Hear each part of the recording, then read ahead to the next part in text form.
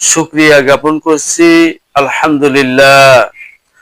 নবী করিম সাল্লাল্লাহু আলাইহি সাল্লাম যেনার শানে মহান রব্বুল আলামিন নিজে দরুদ পড়েছেন এবং যারা ঈমানদার ব্যক্তি তাদেরকেও দরুদ পড়ার কথা মহান রব্বুল আলামিন বলে দিয়েছেন। সেই সুবাদে যেহেতু আল্লাহ নিজে দরুদ পড়ে নবী পাক সাল্লাল্লাহু আলাইহি সাল্লামের শানে নবীর উপরে, এই জন্যই এই দরুদ পড়াটা আল্লাহর সুন্নাত। সুবহানাল্লাহ। আমরা যারা ঈমানদার ব্যক্তি, যারা ঈমানদার হিসেবে নিজেকে দাবি করতে চান, যারা ঈমানদার হিসেবে নিজেকে সহি করতে চান, শুদ্ধ করতে চান, আল্লাহ রাব্বুল আলামিন বললেন, ইয়া আইয়ুহাল্লাযীনা আমানু সাল্লু আলাইহি ওয়া সাল্লিমু তাসলিমা। আল্লাহ রাব্বুল আলামিন আল্লাহ সব মানুষ থেকে ঈমানদারদেরকে আলাদা করে নিলেন, এক্সেপশন করলেন, আলাদা করলেন।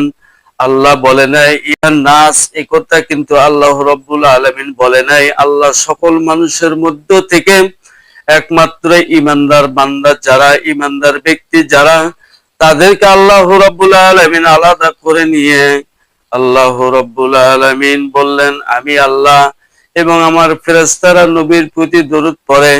যারা ঈমানদার হিসেবে নিজেকে সফলতা অর্জন করতে চান, সফলতা আনতে চান, তারাও কিন্তু আমার হাবিবের প্রতি দরুদ পড়ো। এই জন্য আল্লাহ রাব্বুল আলামিন অন্যত্তরে বললেন, কদ আফলাহাল মুমিনুন আল্লাযীনা হুম ফি সালাতিহিম খাশিউন। আল্লাহ রাব্বুল আলামিন বললেন, তোমরা যারা মুমিন বান্দা, ঈমানদার বান্দা, তারা তোমরা সফল হবে। কিভাবে সফল হবে? কিভাবে তোমরা সফলতা অর্জন করবে? যারা প্রতিনিয়ত আল্লাহর হাবিবের প্রতি দরুদ পড়বে, সালাম দেবে, কিয়াম করবে, আল্লাহ রাব্বুল আলামিন তাদেরকে দুনিয়ার জগতে সফলতা দান করবেন। এবং তাদের জন্য দুইটা শুভ সংবাদ আল্লাহ রাব্বুল আলামিন বলে দিয়েছেন। আল্লাহ রাব্বুল আলামিন বললেন, যারা ঈমানদার বান্দা হবে তাদের জন্য দুইটা শুভ সংবাদ, দুনিয়ার জন্য শুভ সংবাদ এবং আখিরাতে পরকালেও তোমাদের জন্য শুভ সংবাদ। আলা ইন্না আউলিয়া আল্লাহি লা খাউফুন আলাইহিম ওয়া লাহুম ইহজানুন। যারা ঈমানদার হিসেবে সফলতা অর্জন করবে, সফল হবে, আল্লাহ নিজেই বলেছে যারা সফল হবে, সফলতা অর্জন করবে, তাদের জন্য আল্লাহ রাব্বুল আলামিন বলল, তাদের নামাজের ধরন, তাদের ইবাদতের ধরন এমন ভাবে হয়ে যাবে, সেই ঈমান, সেই নামাজের, সেই ইবাদতের যত ওই ঈমানদার বান্দা যত আমল করবে, ইবাদত করবে, ওই বান্দার প্রতিদান আল্লাহ রাব্বুল আলামিন এই প্রতিদান থেকে কাউকে মাহরুম করবে না। আল্লাহ রাব্বুল আলামিন সেই সূত্রে বলে, বান্দাদেরকে শিখানোর জন্য নয়, শুধু আল্লাহ সুবহানাহু ওয়া তাআলা রাব্বুল আলামিনের পক্ষ থেকে আলাদা মহব্বত, আলাদা ভালোবাসা নবীর প্রতি, এটা প্রমাণ করার জন্য আল্লাহ রাব্বুল আলামিন বললেন, ইন্নাল্লাহা ওয়া মালাইকাতাহু ইউসাল্লুনা আলান নবী। আল্লাহ রাব্বুল আলামিন বললেন, ইন্নাল্লাহা, নিশ্চয়ই আল্লাহ, ওয়া মালাইকাতাহু, এবং ফেরেশতাগণ, একা একা ভাবে না, একসাথে এক দলবদ্ধ ভাবে আল্লাহ রাব্বুল আলামিন আল্লাহ রসুলের প্রতি, আল্লাহর হাবিবের প্রতি নিজেই দরুদ শরীফ বলে দিয়েছেন।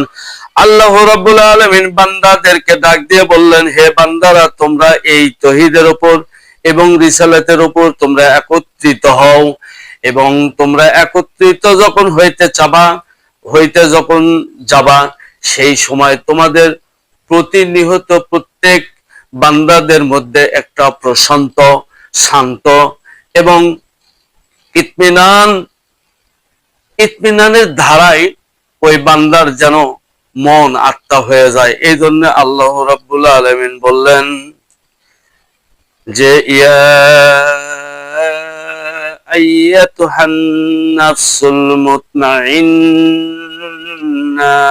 ইরজি ইলা রাব্বিকি রাদিয়াতাম মারদিয়া ফাদখুলি ফি ইবাদি ওয়াদখুলু জান্নাতি